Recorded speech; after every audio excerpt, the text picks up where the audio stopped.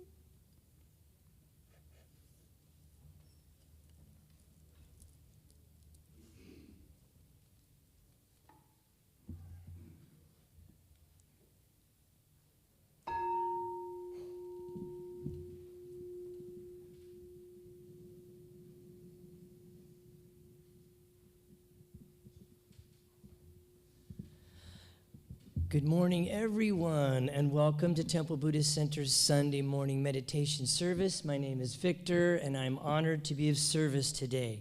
We hope that our service finds each and every one of you happy and healthy. And however, if you are struggling in any way, our hope is that Temple Buddhist Center, our teachers, our Sangha, these teachings can be a source of strength and refuge for you as we open our hearts to you and to your loved ones. We like to begin our services with some conscious breath work. A conscious breath is where you simply breathe in deeply through the nose, you hold that breath for a few moments, and then you release slowly so that the exhale is longer than the inhale. Let's begin. Holding that breath for just a moment, feeling the fullness of the lungs, and releasing slowly. Sort of a long, slow, metered fashion. And as we release, taking a moment to also release any concerns, worries, problems, issues, things that might be chronic right now, and just giving yourself a moment of peace. This isn't escapism, this is balance. bringing a sense of openness and spaciousness to the mind, body, and allowing some refuge in just that pure, clear, vast awareness. And a second conscious breath together. Holding for a moment and releasing slowly. And as you release, giving yourself full and complete permission to unplug. Unplug from that energy that we stay so connected to each and every day, that energy of going and doing and striving and efforting and accomplishing. And instead, together in sacred Sangha, we cultivate the energy of just being.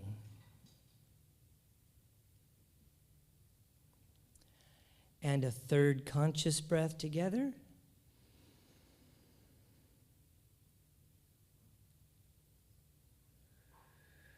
And as you release, allow into your awareness the present moment.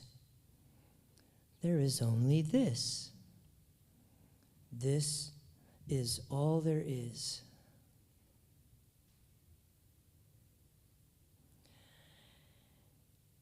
And of course, a quick reminder that on the altar at the back of the meditation hall, we have tissues, we have cough drops, there is a listening device.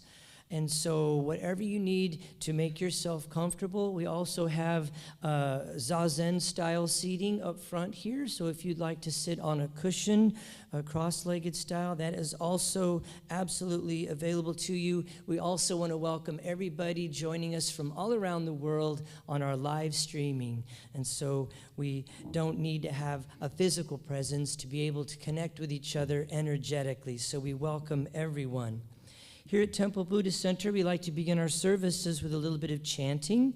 Chanting is an integral part of every tradition. Chanting is not about being a singer. It's about having a voice. Chanting is about a deeply devotional expression of what is sacred within you and sharing that with the entire universe. Our chant today is Om Mani Padme Hum. Om Mani Padme Hum. And so in the Buddhist tradition, this is one of the most sacred chants, and primarily it means that the jewel is in the lotus. And I chose this chant this morning for several reasons. First and foremost, because Robert asked me to. So better put that one in there. And also because, as many of you know, this is the 75th anniversary of Unity Temple on the Plaza. It's been here for 75 years and is Temple Buddhist Center calls this home. And so for the 75th anniversary, of course, it is a diamond. So it's the Diamond Jubilee. So the diamond is in the lotus is technically what Om Mani Padme Hum means. And that is that realization, that wisdom, truth is all within. And so that is our chant for today. So let's take a conscious breath, just breathing in, relaxing the shoulders.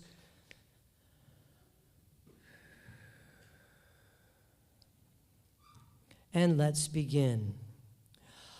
Om Mani Padme Hum. Om Mani Padme Hum. Om Mani Padme Hum. Om Mani Padme Hum. Om Mani Padme Hum. Om Mani Padme Hum. Om Mani Padme Hum. Om Mani Padme Hum. With a smile. Om Mani Padme Hum. Om Mani Padme Hum. Om Mani Padme Hum. Once more. Om Mani Padme Hum.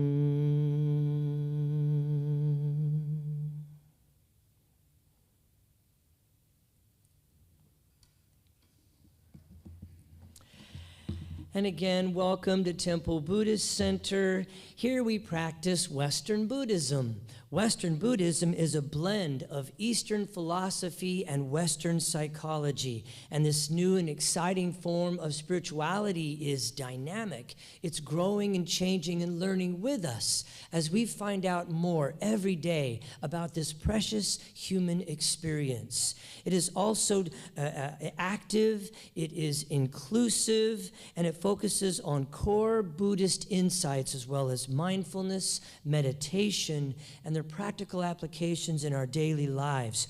Our goal here is not to get everyone to agree on a specific lineage or philosophy or sect of Buddhism, but rather it is on a shared experience of mindfulness, oneness, and love. Whether we are chanting together, whether we are sharing from the heart, or whether we are spending time in noble silence, we respect that you will participate at a level that is comfortable for you.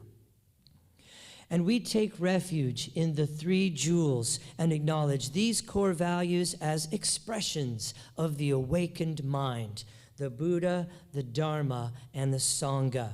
We value awareness of our Buddha nature, as well as the Buddha nature of all beings, bringing a fresh and a new experience to each and every encounter. And the second jewel is the Dharma, the truth teachings that release us from fear and delusion and help us to realize the true nature of who we are. And of course, the third jewel, Sangha, our spiritual community, an essential part of growth, where we come together to help each other with the teachings, to help each other with the practice, and to help each other along every step of the path. And so let's take a moment now to silence any cell phones or electronic devices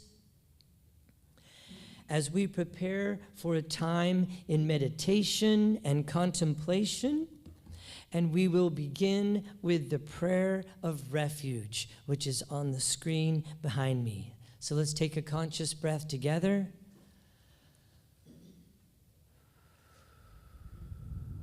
And let's begin.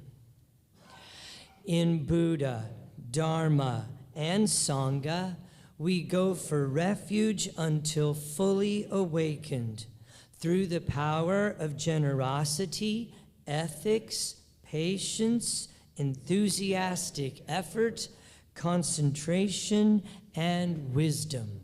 For the sake of all beings, may we realize and demonstrate our innate goodness. In Buddha, Dharma, and Sangha, we go for refuge until fully awakened through the power of generosity, ethics, patience, enthusiastic effort, concentration, and wisdom. For the sake of all beings, may we realize and demonstrate our innate goodness. In Buddha, Dharma, and Sangha, we go for refuge until fully awakened through the power of generosity, ethics, patience, enthusiastic effort, concentration, and wisdom. For the sake of all beings, may we realize and demonstrate our innate goodness.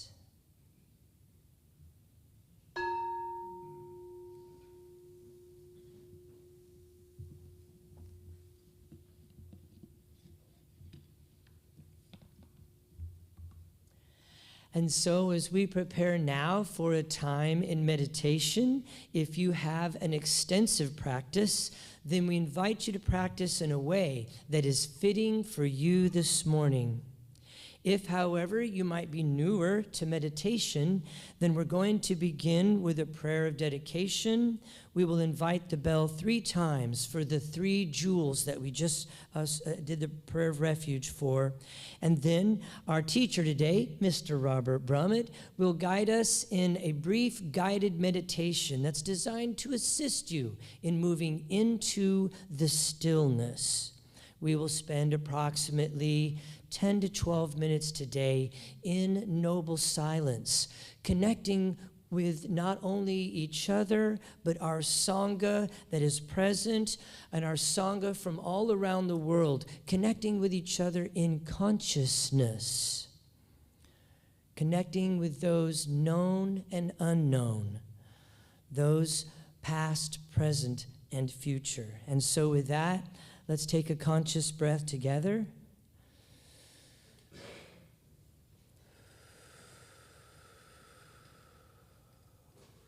Body, speech, and mind, in perfect oneness, I send my heart along with the sound of the bell. May the hearers awaken from forgetfulness, transcend the path of anxiety and sorrow, and realize the true nature of who they are.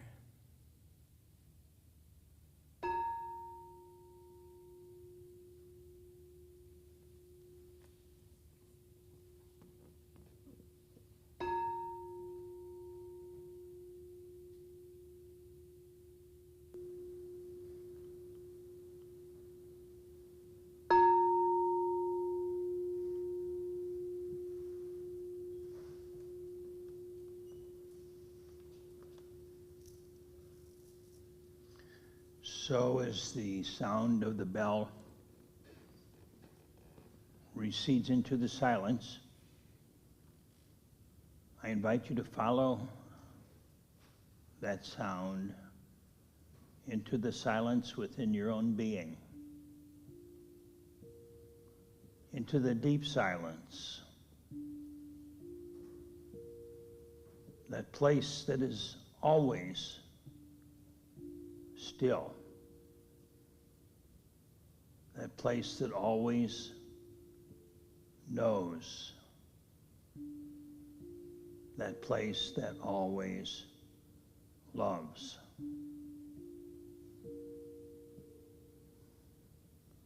That place is no place physically, but it's a place in consciousness, in awareness. A state of being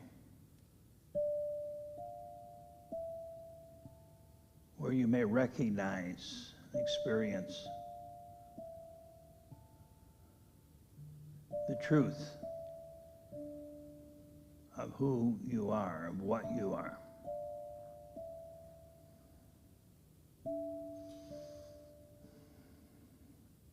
So we invite that experience.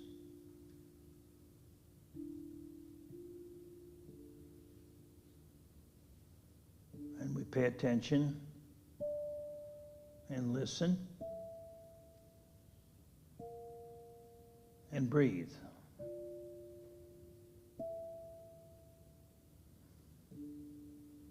We focus our awareness on the breath.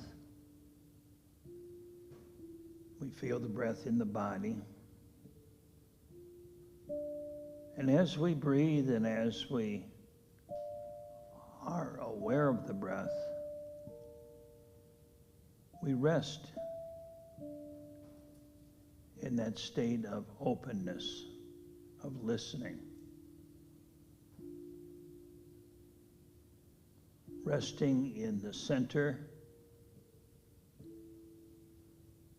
of your being, the very core of who you are.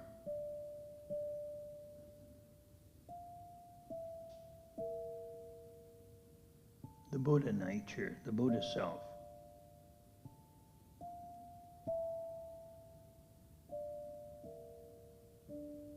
original goodness.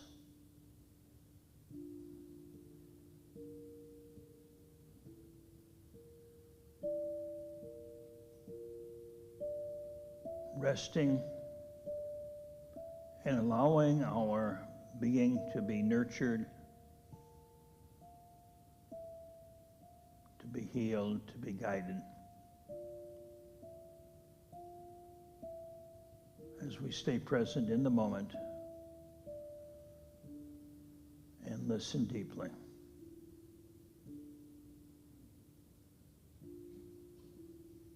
Om Mani Padme Hum.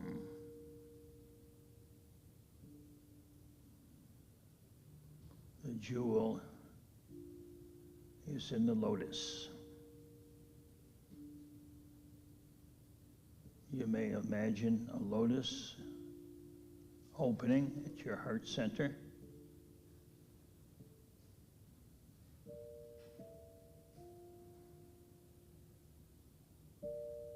That lotus has a stem that goes down your body and all the way into the earth.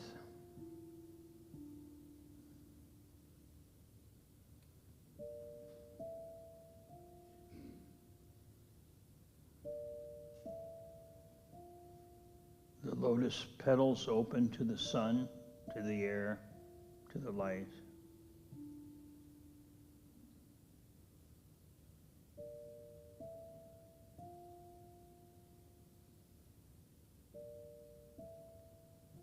The lotus simply rests, being held.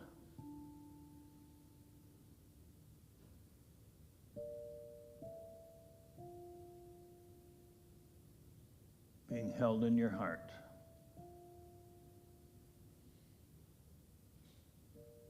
Nurtured by each breath.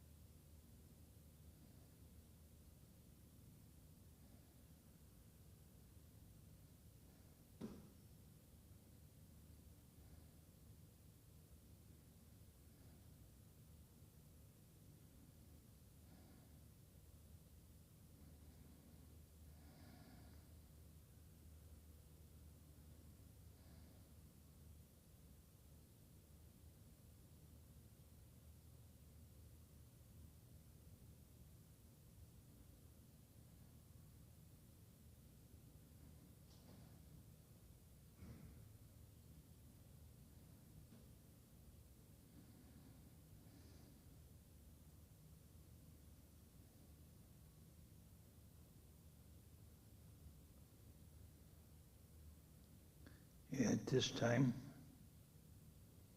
I invite you to become aware of your body sitting in the chair, becoming aware of your feet on the floor or your bottom on the cushion.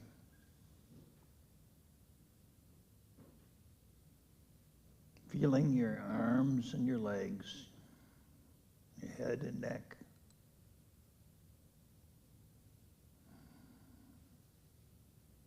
Feeling the life in the body.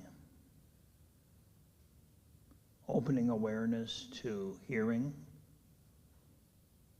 Taking a moment to consciously receive the sounds that come into the ear.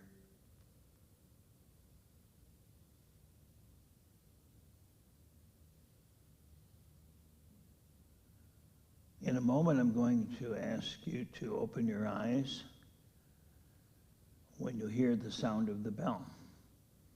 And when you open your eyes, the meditation is not over. We simply continue the meditation with the eyes open.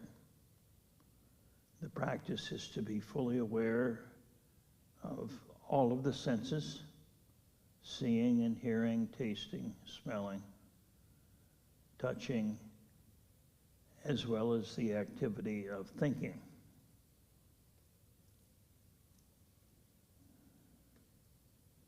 So here's the sound of the bell.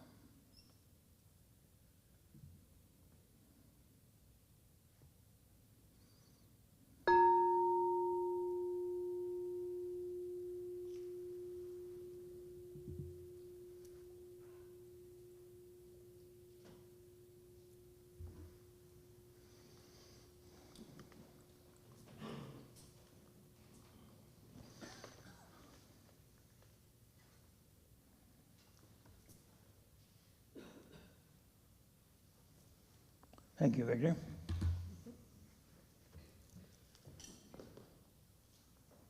No mud, no Lotus.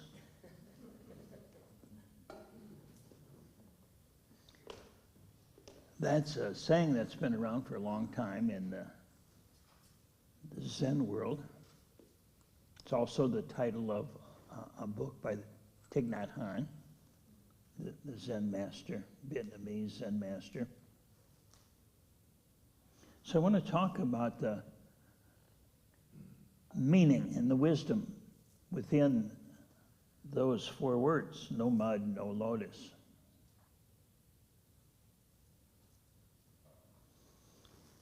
As Victor mentioned, the lotus is a symbol, particularly in Buddhism.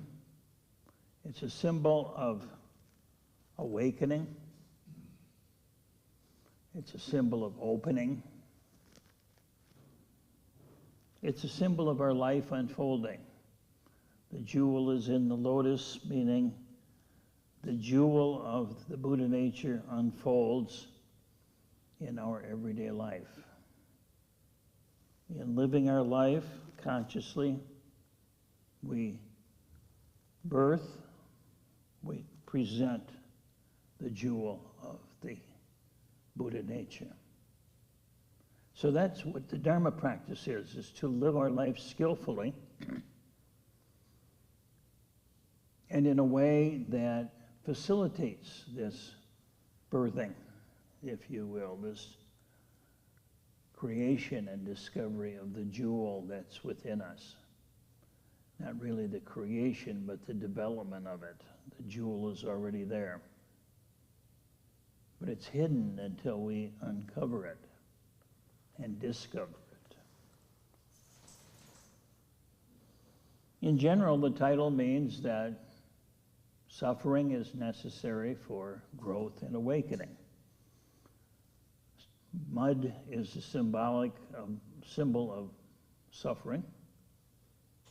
We all have that mud in our lives, the underwater mud.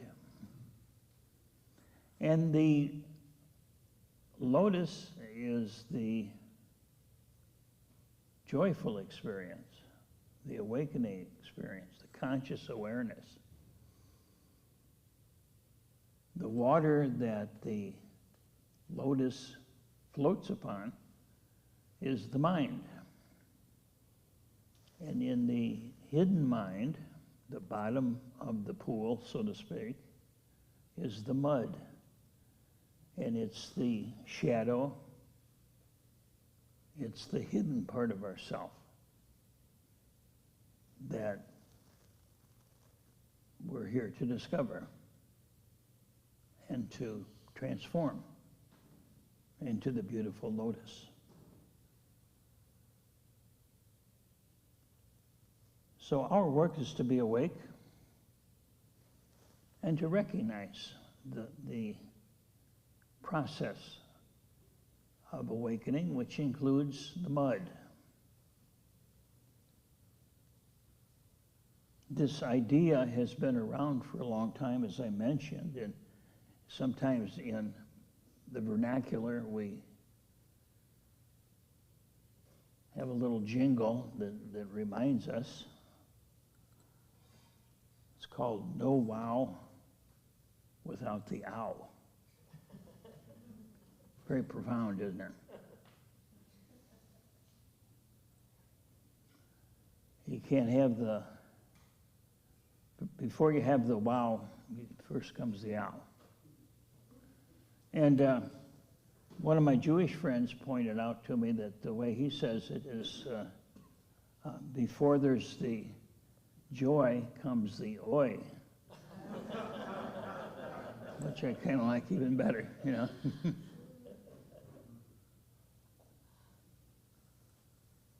The relationship between suffering and spiritual growth has been known for a long time.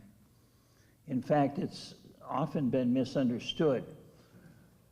At the time of the Buddha, there was a practice, a Buddhist or a yoga practice of asceticism, extreme asceticism.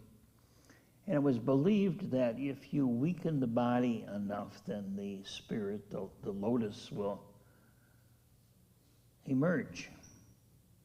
So the problem was the body and our ego identification with the body.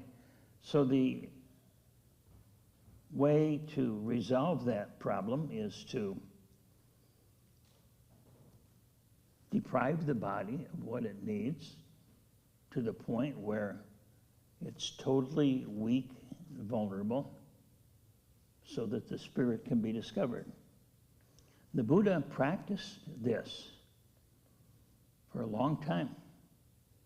It was one of the many practices he practiced, the forms of yoga he practiced, in his 6-year period of awakening after he left the palace where he lived. And he wandered, and he studied. He practiced asceticism. It's said that at one point the Buddha was quoted as saying, I was so thin that I scratched my belly and I could feel my spine, could feel my backbone. And you may have seen some of these Buddhist statues of a very skinny Buddha, very emaciated Buddha. And that's the Buddha that was engaged in this very stringent metaphysical practice. And it didn't work. It didn't work for him. And so he got to the point where he was down to a few grains of rice a day. And he was virtually starving to death. He got so weak he passed out. And it says that a milkmaiden, evidently a young woman that milks the cows and carries the milk, saw him by the side of the road, passed out, and gave him some rice milk and some rice and some milk. And it brought him back to life, so to speak. And from that experience, the Buddha developed what he called the middle way, which means the way between extreme asceticism and extreme luxury. He had extreme luxury in the palace of his birth. He could not awaken there. He got lost in the pleasure. he experienced extreme asceticism, and he didn't awaken there, in spite of all of the attempt to do so. So he developed this practice that said the middle way is the way between excess asceticism and excess luxury. So we practice the middle way. Now, one Buddhist monk told me, after being in this country for a while, he says, you Americans call it the middle way. He says, I would call it the upper middle way.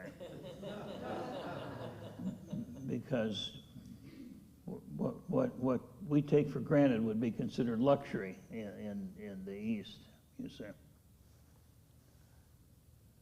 Even in Christianity, this practice has been known, and particularly in the Middle Ages, there was a practice of, they call it mortification of the body, suffering, deliberate suffering of pain.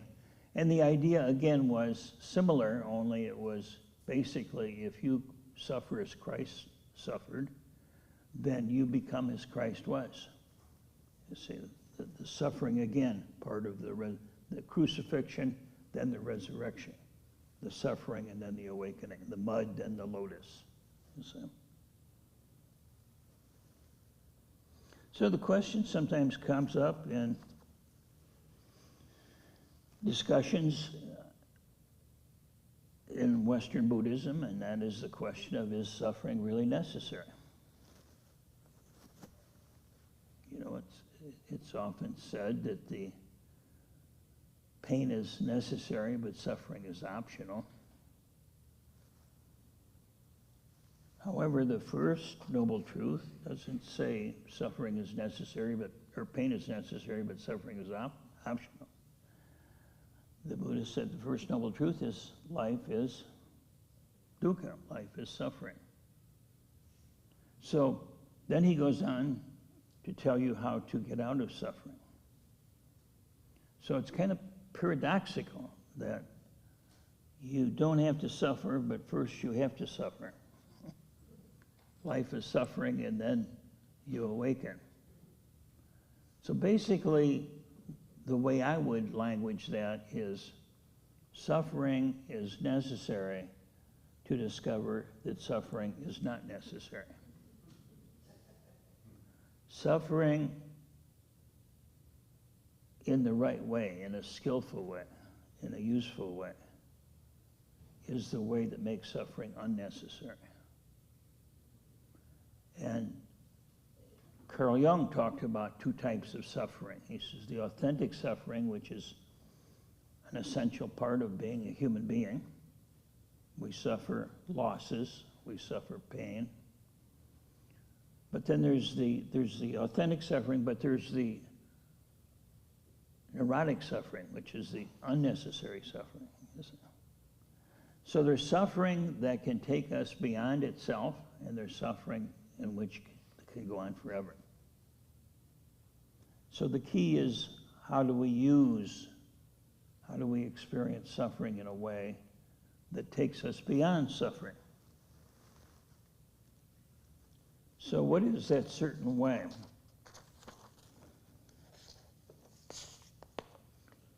When we're suffering, I don't have to describe it, we all know what it is. What's the difference between simple pain and suffering? What is the suffering that can take us out of suffering? Suffering involves some kind of a story, an internal story. And the central part of that story is always the self. When there's suffering, there has to be a self to suffer. You know, trees get diseases. It's unlikely that they suffer because trees don't have a sense of self, or at least not the same way we do. Self is part of suffering. There's got to be a suffering self. So if you've ever noticed times in your life when you've experienced suffering, what's been your awareness of the self? The self has probably been very thick, very, very self-aware, self-conscious. In fact, when we say somebody's self-conscious, that's a painful experience, right? Because it means that I'm really aware of a self here. This self is uncomfortable. Conversely, think about those times when you've been feeling free, joy, relaxed. Life is good kind of feeling. What is your sense of self in those experiences? Probably very little sense of self. There's simply life. You know, when we ask what's the meaning of life, usually it's a time when we're suffering in some form. When somebody says, why did this happen? Usually we're talking about an experience that involves suffering. When we have experiences that cause us to develop great joy, we don't say, why did this happen? But if we lose someone, if there's a lot of pain, we ask the question, why? It's interesting, you say. So it's the self that's the difference between pain and suffering. So how do we get rid of the self? How do I get rid of me? Kind of a tall order, isn't it? Kind of like picking yourself up by your bootstraps. The more I try to get rid of me, the more me there is. So it's really simple. It's not easy, but it's very simple. When we live fully in the present moment, in that instant, there's no self. There's no self, there's just this. There's just this experience, just this taste, just this feel, just this hearing, just this seeing. But the mind tends to create a story. It isn't just this pain. It's, oh my God, this is awful. Why is this happening to me? How can I get out of it? How can I develop a strategy to escape this? So, with self and pain equals suffering. You see, suffering without a self is simply pain. And pain comes and goes. It's quite natural. I don't fear pain. I do fear suffering. Of course, the fear itself is one of the causes of suffering because there's an I that fears it. See? In the moment, however, I just experience pleasure or pain. That's all there is in this moment. So look at your life right now. Look at your experience right now. Notice the pleasure in your body. Notice the pain in your body. Then notice if there's a self in there that wants to fix it or orchestrate it or control it in some way. And see if you can just experience it. Pleasure is pleasure and pain is pain. Enjoy it. In the Christian Gospels, there's a quote that I really love, and it's by Jesus in the Gospel of Matthew. He says, whoever finds their life will lose it, and whoever loses their life for my sake will find it. Whoever finds their life will lose it. Whoever finds their self will lose their true life. And whoever loses their self, well, for my sake means for the sake of awakening, will find it. So we let go of the lesser to find the greater. That's really what it's all about. We let go of the little life to experience the big life. But we hold on to that little life, that little self, because it's all we know. It can be scary to let go of that. It can be painful to let go of that little self. That's the ow that comes before the wow. Why is it scary to let go of the self? Well, if you think about it, the self was created to help us function in the world, right? To have a job and to travel and to do whatever we do. A self comes in handy. You know, when you buy an airplane ticket, it's a good idea to tell them who you are and not just say, I have no self. The TSA might not like that. I mean, it doesn't work there. Okay?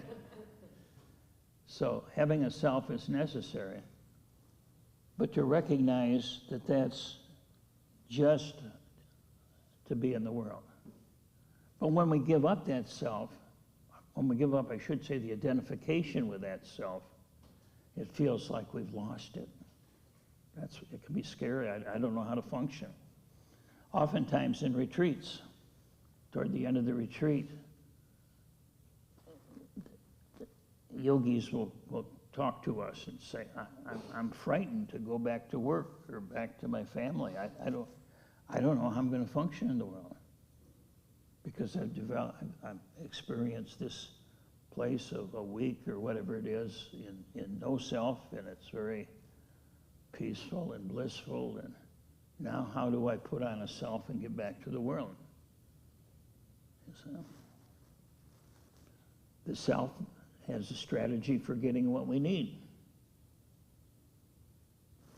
The self gives our life a sense of purpose and meaning.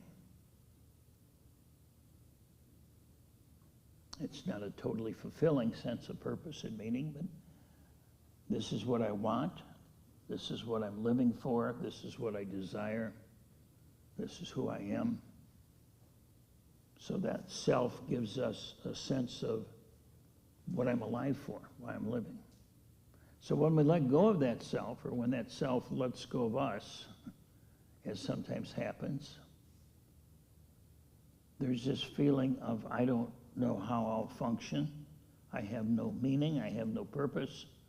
I don't know where my life is taking me. It can be very difficult, you see. But if we can stay with that experience, and again, not make a story out of it, but just be with the experience in each moment, we discover that we have everything that we need and much, much more. That the deeper self knows how to function. This body has been around for a long, long time. Not maybe this body so much, or your body, but the human body has been around for hundreds of thousands of years. So we know how to survive. We have all we need to survive in our innate being, but we have covered it up by this little sense of holding on. We don't lose anything but illusion. However, when we're identified with that illusion, it feels like we're losing everything. See, that's the paradox. You know, and to say to somebody, well, it's all just an illusion, it sure doesn't feel that way. But after one awakens, after the jewel unfolds in the lotus, can see the mud is absolutely necessary. And it was just what it took to get us here. So illusion is necessary to wake us up.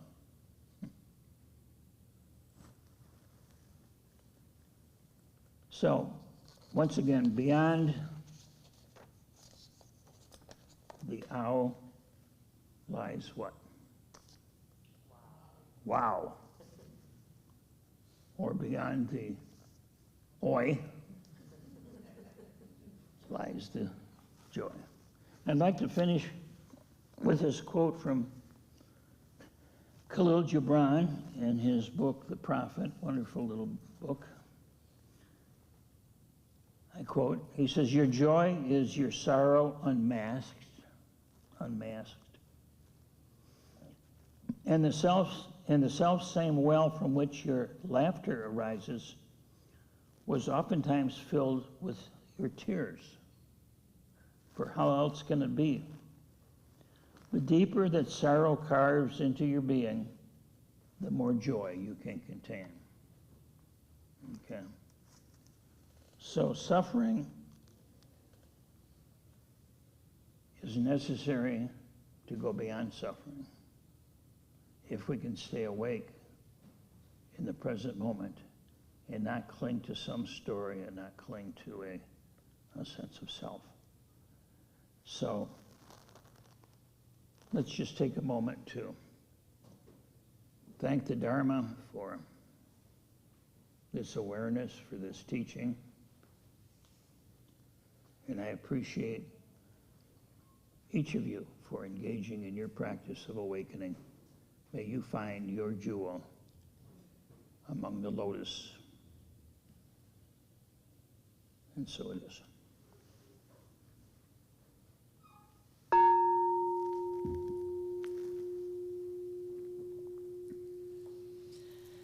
Thank you so much, Robert. And so as we transition from the Dharma talk into a heart practice, it's not uncommon to stretch or to take a conscious breath or adjust your posture.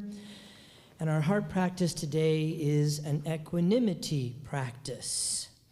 And so with that, the heart practices, we oftentimes people like to place a hand on a heart or do the Anjali Mudra, form the Anjali Mudra. If you prefer to just stay in your meditative posture, you can flip your hands upside down and sort of a radiating out to the universe kind of a posture. And so we begin with a conscious breath, breathing in. And releasing that breath slowly. And allow your breathing now to just settle into its natural flow, its natural rhythm. And we invite you now to reflect on your deepest desire for happiness and freedom from suffering for both yourself and for others.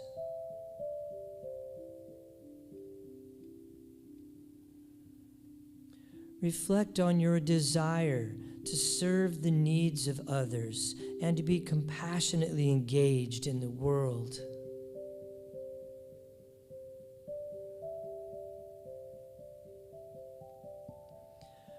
Reflect on both the joy and the sorrow that exist in the world.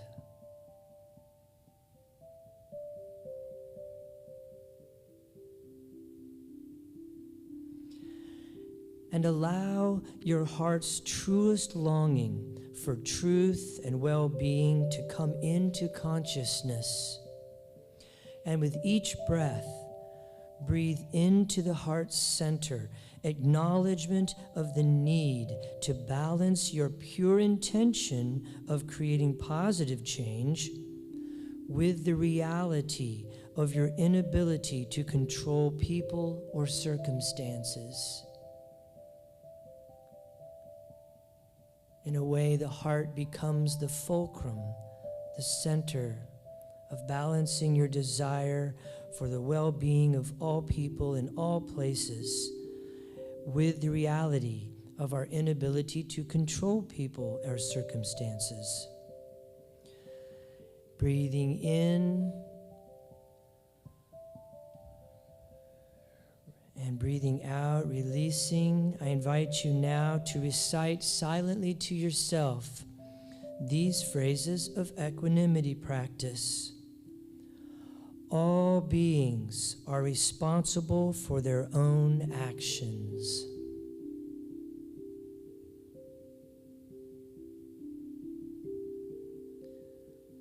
Suffering is created through one's relationship to experience, not by experience itself.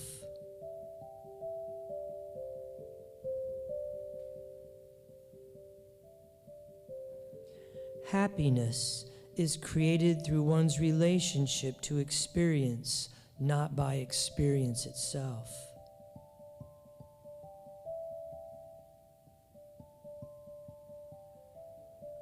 The freedom and happiness of others are dependent on their actions, not my wishes for them.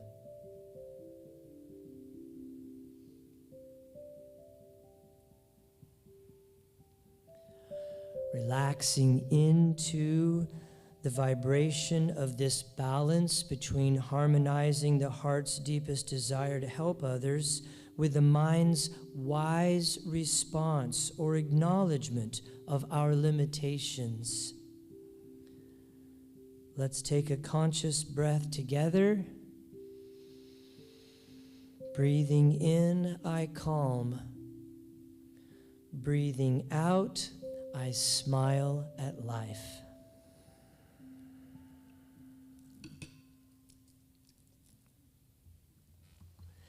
And in the true spirit of Dana, the Buddhist practice of generosity, temple services here are given freely. And in the same way, if you choose to give, please give with a generous heart, which means not in return for anything that you have received today, but rather so that those who might be seeking refuge will find it here in this temple with these teachers and with these teachings. The Dana boxes are located at the back of the meditation hall, at the altar, and also in the corner. And there might be one up there, I'm not sure, by the door. And we take a moment of gratitude for all of our wonderful volunteers, those folks who help us each and every day to bring our community closer together, to help our community find new ways of experiencing the Dharma or practicing the Dharma itself. We also take a moment of gratitude for all of our ambassadors, those folks who've committed themselves to regular monthly electronic giving. It's not about the amount, it's just that the regular monthly giving helps us to set a budget here at Temple Buddhist Center. If you'd like to become an ambassador, just stop by templebuddhistcenter.com, or you can point your camera at the little card in the seat backs in front of you. Also, tremendous gratitude to Rochelle for your beautiful music. Thank you, Ricky. Thank you, Mr. Robert Brumet, for all of your kindness, your mentorship, your friendship, everything you do for Temple Buddhist Center.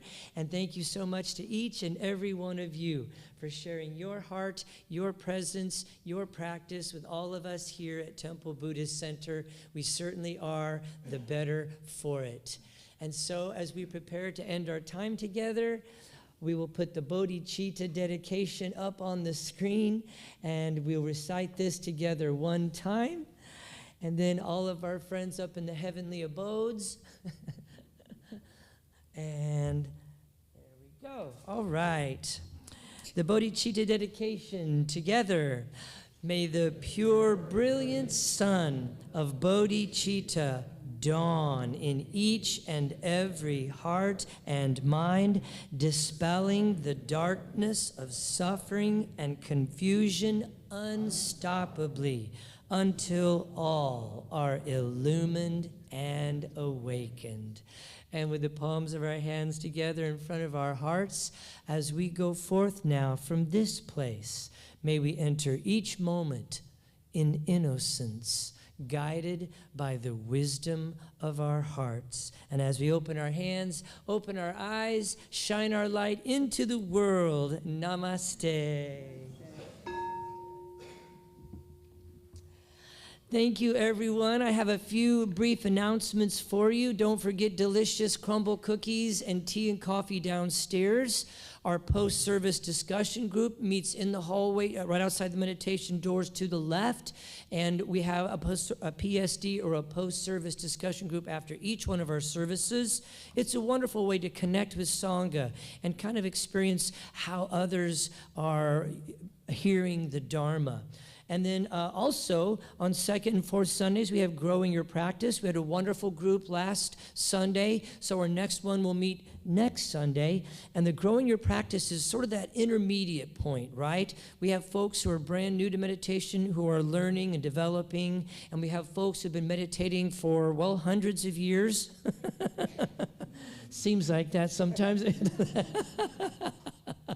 And then we've got those folks who are still struggling to really get a solid foundation in their meditation and mindfulness practice, and that's what Growing Your Practice is for.